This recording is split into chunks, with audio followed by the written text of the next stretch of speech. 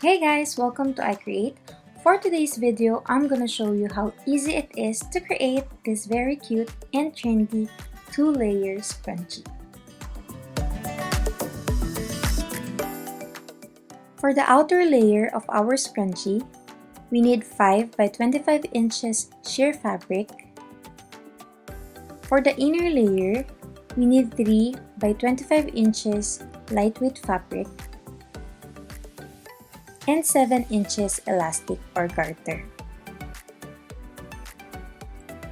For the tools, we need a ruler, safety pins, fabric marker, fabric pins, and loop turner para hindi tayo mahirapan magbaliktad ng fabric later. So first step is, we're gonna make our fabric tubes. So fold your fabric in half, right sides together. Then, magme-measure tayo ng 1 inch sa end ng fabrics.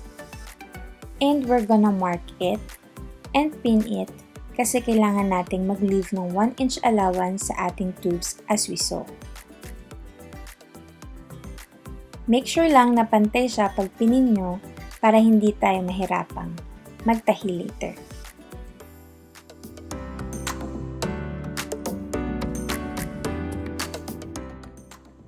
Then, magme-measure ulit tayo ng 1 inch sa other end ng ating fabric.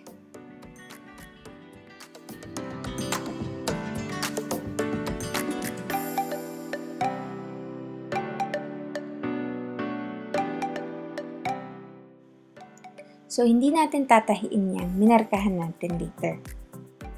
Then, we will just repeat this step sa ating other fabric.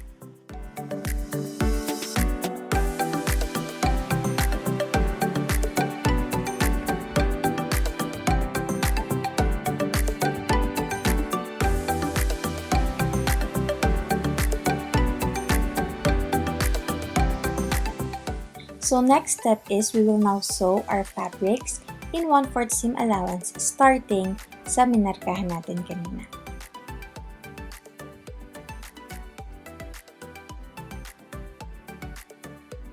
So don't forget to backstitch. And dahan-dahan lang kasi we're using sheer fabric. May tendency siya na dumulas and hindi magpantay-pantay.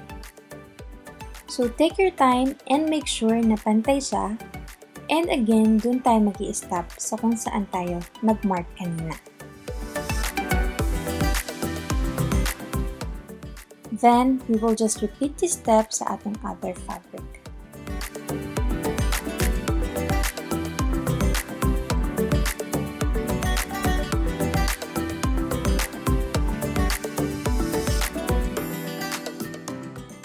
So after making our tubes, we're gonna turn it right side out using our loop turner. So ito talaga yung ginagamit ko kasi mas madali siya and mas mabilis siyang gamitin for me.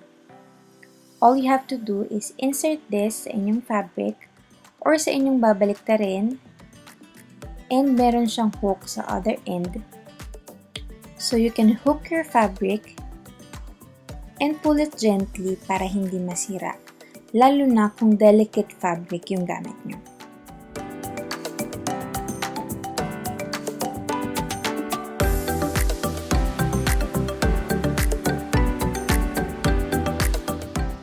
Then we will just turn the other fabric right side out as well. Pero kung wala naman kayong loop turner, you can use your safety pins or yung usual way nyo sa pagbaliktad ng tubes.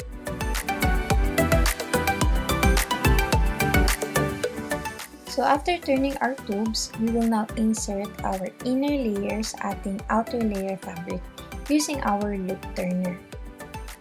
So just hook this sa inyong inner fabric. And makikita nyo na mas mabilis nga siya and mas madaling gamitin. Pero I'll show you another option na pwede nyong gamitin.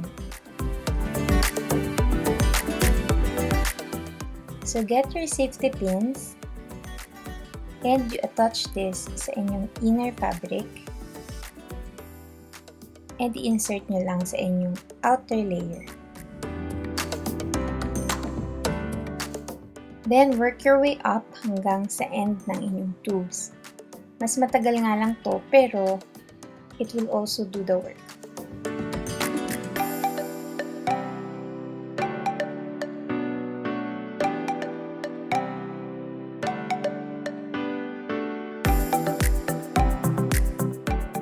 So next step is, we will just attach the ends of our tubes together. So kunin nyo lang yung ends ng fabric nyo and place it right sides together. So medyo tricky lang yung part na to, so ipipin ko yung akin para lang ma-make sure na pantay siya. So we will sew this 1/4 seam allowance and we will just adjust the fabric as needed.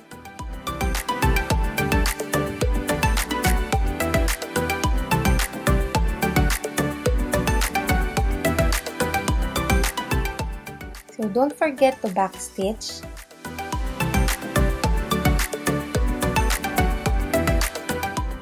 And pag kailangan na natin i-adjust yung fabric, make sure nakababa yung needle natin bago natin itaas yung placer foot para hindi mawala sa alignment yung stitch.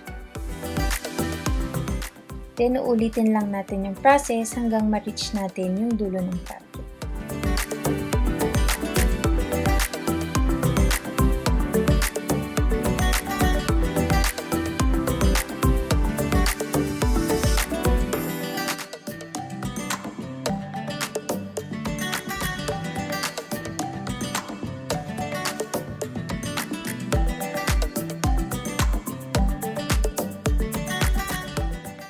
So, ganyan yung magiging itsura niya. And as you can see, may opening dyan kasi yan yung allowance na nilagay natin kanina.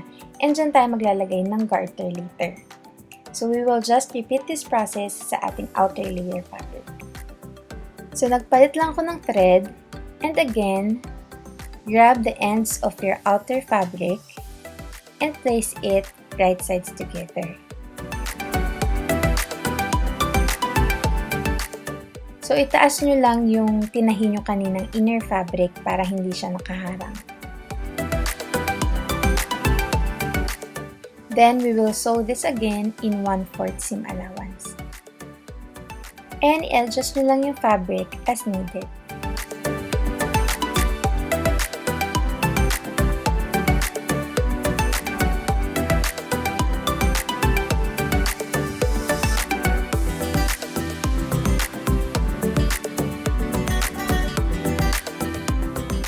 So don't forget to backstitch and trim your excess thread.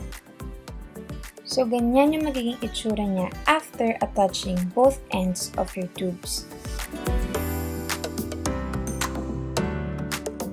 So next step is, we will now insert our garter sa ating scrunchie.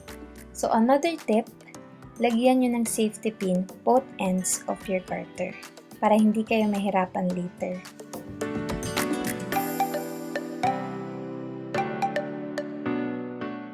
So, get your scrunchie and i-attach nyo lang yung isang safety pin anywhere near sa opening.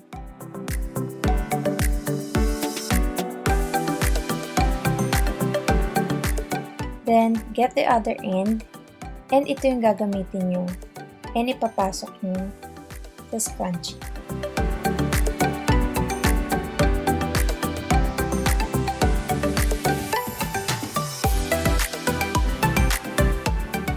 So now, hindi nyo na kailangang mag-worry na baka magbitawan nyo yung other end ng garter and umulit-ulit kayo sa paglalagay.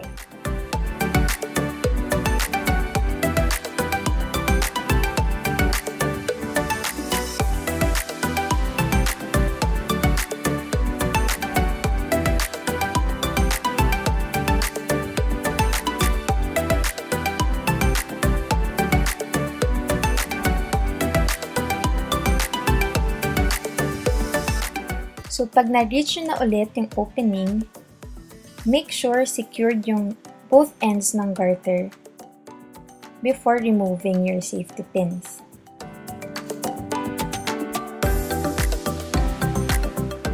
Then, itatali nyo lang siya and magli-leave kayo ng about 1/2 inch allowance para hindi siya mawala sa pagkakabukol once na ginamit na natin yung scrunchie.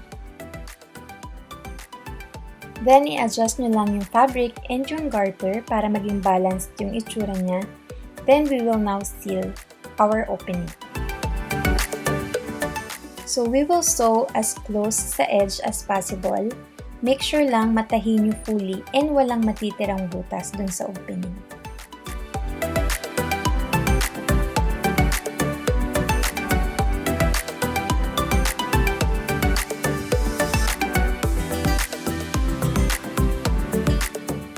Then finally, for our last step, we will also seal the opening of our outer layer.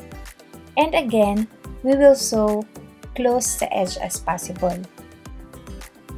And make sure lang malinis yung tahi nyo rito and use a coordinating thread kasi visible na yung stitch natin dito. So don't forget to backstitch to secure your stitch. So here's the final look of our two-layer scrunchie. I also tried different measurements. If you want your scrunchie to be fluffier, pwede nyo habaan yung fabric nyo or pwede nyo ding nipisan if you want it to be skinnier. You can always adjust your fabric measurements to your liking.